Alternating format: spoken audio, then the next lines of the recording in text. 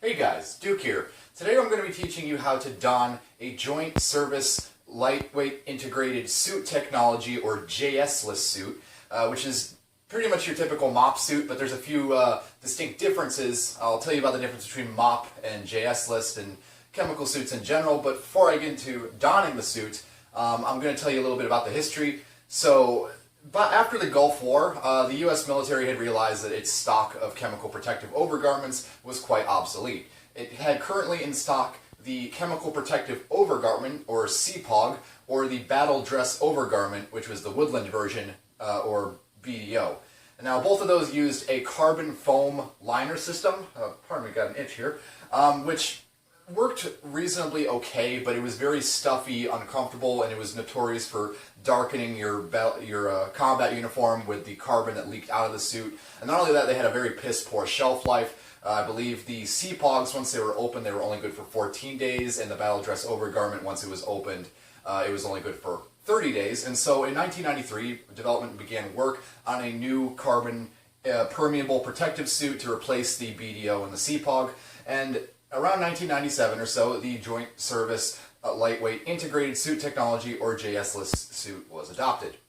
Now, these you can tell apart from older CPOGs and BDOs because they have an integral hood assembly. That is the main defining feature. They were produced in M81 Woodland, Tricolored Desert, and UCP Camo. As far as I know, they have not been produced in any other colors. There may have been... No, I don't think there is a multicam version, so never mind that. But interestingly enough, the carrier bags for the JSLIST continued, like they only made the UCP version of the JSLIST carrier bag, which is very interesting considering that the JSLISTs are still in use today.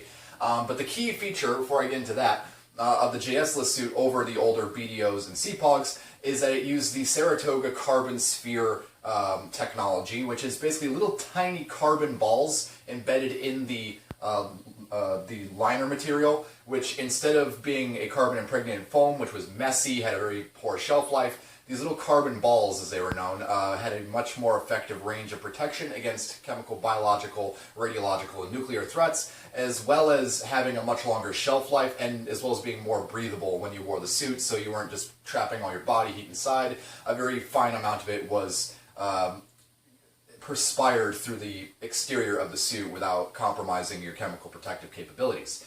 But enough about that. Let's get into the details of the kit, starting with the trousers.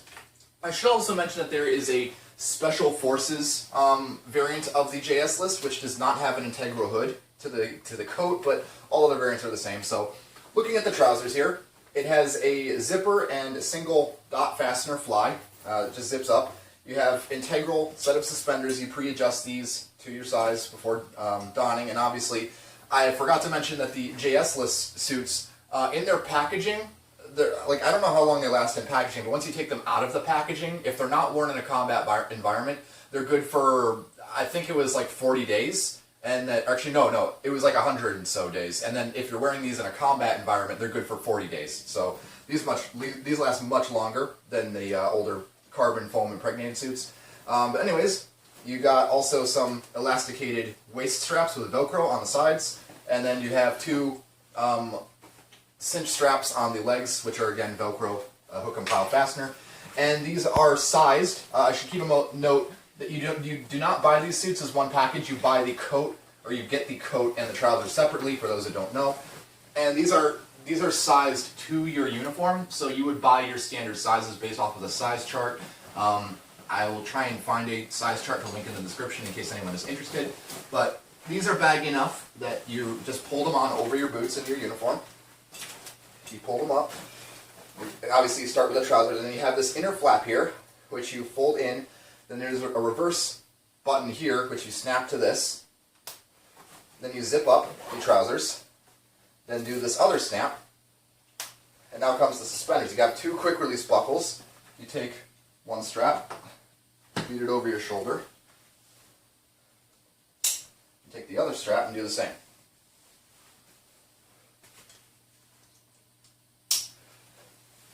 And if needed, you can use the side adjustment straps to cinch up some of the material so that it is not as baggy and it is a more secure fit. And you also have two pockets on the sides here for any utilities. And now The chemical boots. You have a variety of chemical boots that you can use with the JSLIST. You can use the really old and crappy, I would not recommend these, the original chemical protective overboots, which were just those baggy things with the laces. I would not recommend those. Most JSLISTs are going to come with the Airboss lightweight overboots, which is what I have here. These actually came with my Blower XRT suit, which I should do a review on sometime. And then you can also use the multi-purpose green or black vinyl overboots, which are pretty common. You can get them anywhere. They're very cheap. So if you can't get the lightweight overboots, which these have an advantage of being very lightweight and flexible, as the name would imply, whereas the green vinyl overboots are a bit more stiff and they're not as flexible, a bit more difficult to get on, I would imagine. But the advantage is that they're a lot more durable and you can use them in a multitude of different things like snow, mud, rain, etc. So these are just for chemical protection. And then you have these four. I apologize if this is hard to see. I'll probably move in a bit closer here. You can see that there are four straps here. These come in a variety of sizes that fit a variety of shoe sizes. These come in like small, medium, and large sizes and not shoe sizes, interestingly enough. And let me see if the camera is zoomed in on that. It is kind of hard to see. I apologize. But you get the gist of that. And these, as you would imagine, these would slip on over your boot. Let me see if I have the right one. Yep, that's the left one. It's a little bit tricky, but you can get them on and they can be stretched a little bit. Perhaps I need a larger size, but eventually they will come on.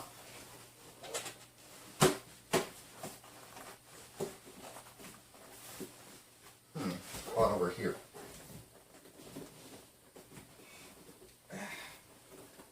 These ones are a little bit small on me, but they'll fit.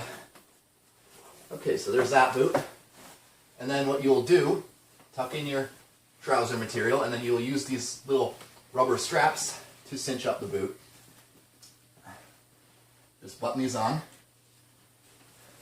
then you'll do the same for the other side, which I won't talk while I do, so I can just show that off, and don't really have much to say in regards to that.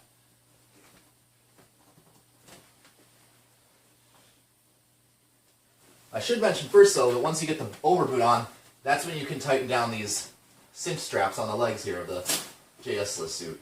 So go ahead and wrap that around. It's not going to be perfect, unfortunately, but it is what it is. So now you can do the other one.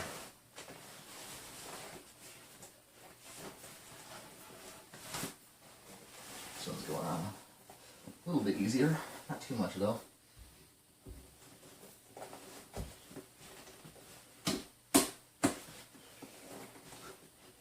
Yeah, probably need a larger size of these.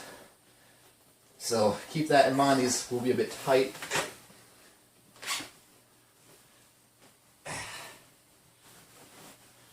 And then, obviously, close it up.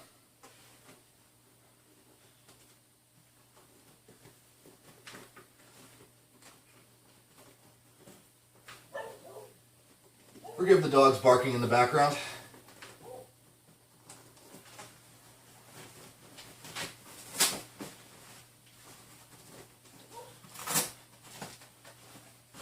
And there we go. And now for the coat.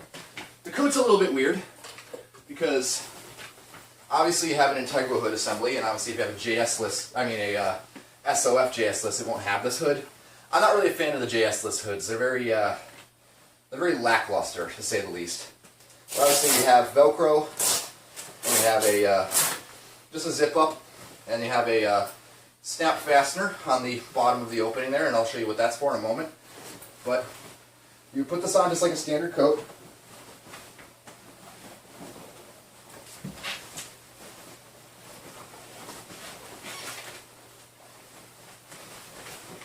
And then zip it up some. Don't do it all the way, because you need to put on your mask still, obviously. So find that zipper opening. Try to get, excuse me for kind of fumbling a bit, I don't have my glasses on. So zip it up to right about there, and fasten the Velcro. And then you'll have this elastic bit here at the back. You'll want to pull that down through your legs, and then take this strap here, loop the elastic through here, and then fasten it. And this simultaneously cinches the sides of the suit against your trousers, and also prevents the suit from sliding up and kind of, coming undone, creating any gaps in the material. And also you could just tie it off right here as well if you need a little bit of extra security, but I don't need to do that. And now for the mask. This is where it's going to get a little bit muffled, so I'll mention about the gloves. There are a variety of gloves that you can use with these suits. Most of the time it's going to be these standard chemical protective gloves, which are butyl and have cotton liners. I've opted to use the Cloutier combat glove inserts, which are basically Gore Chempact material, which is selectively permeable, whereas it won't let in CBRN agents, but it will allow sweat and moisture to evaporate from the inside out. Kind of like the JSLIST, but this is more effective and more lightweight. And then obviously I'm using a set of Nomex flight gloves over this, which are fire retardant, and obviously it has that advantage over the butyl gloves. However, the butyl gloves are a bit more flexible than this setup, so you keep that in mind as well. But for the mask, you can use just about any mask with this, but I'm opting to use the M45 chemical biological mask with the M7A1 voice amplifier. Now normally this would be in the carrier, but for the purpose's sake, I'm not going to deal with the carrier for this video. So obviously you have the mask. I should have had the mask in quick don, but... And this is where I'm going to need to get up close to the camera to show you some details. So obviously quick don the mask.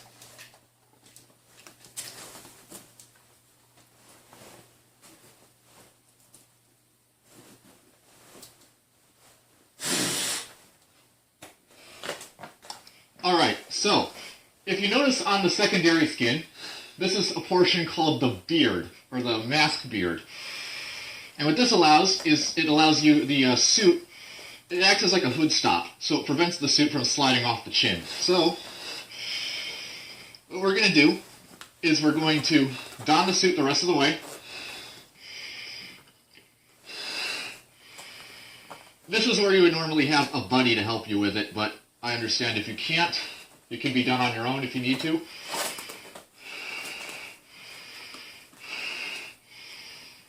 So try and get that lip underneath here. And then pull the exterior of the hood over the sides of the lenses here.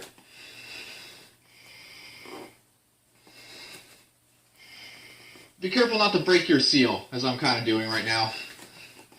But there's no CBRN threat, so I'll be good.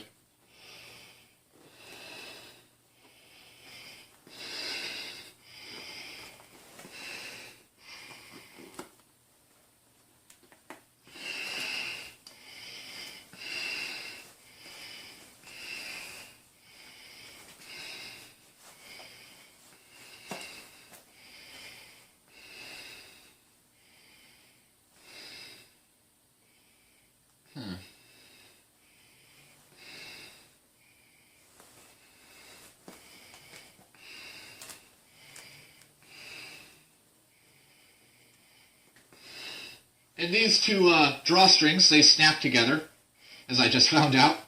So just adjust those so that the suit hood is tight against the face seal of the mask. Adjust if necessary.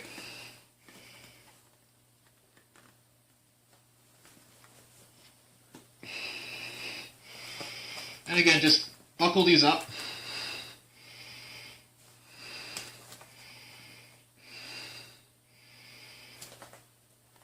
And there you have it. Now for the gloves. Gloves are pretty straightforward. There's not much explanation needed with these. Just slip them on and cinch these elasticated Velcro straps over.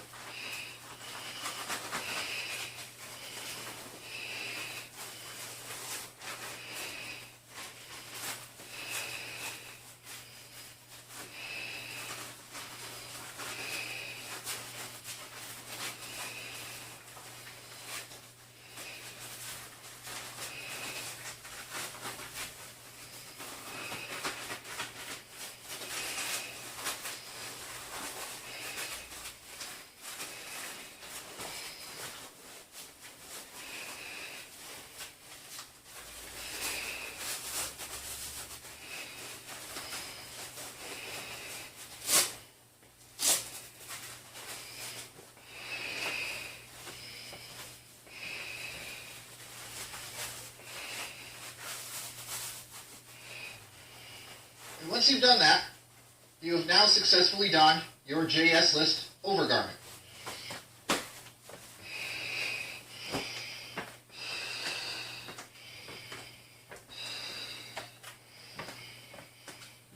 Alright, that pretty much wraps it up. Obviously, removing the suit is pretty much the reverse of what you did to put it on. If you have any comments, questions, corrections, or concerns, drop them down in the comments below. I'm Duke Ninja 30, and I will see you all later.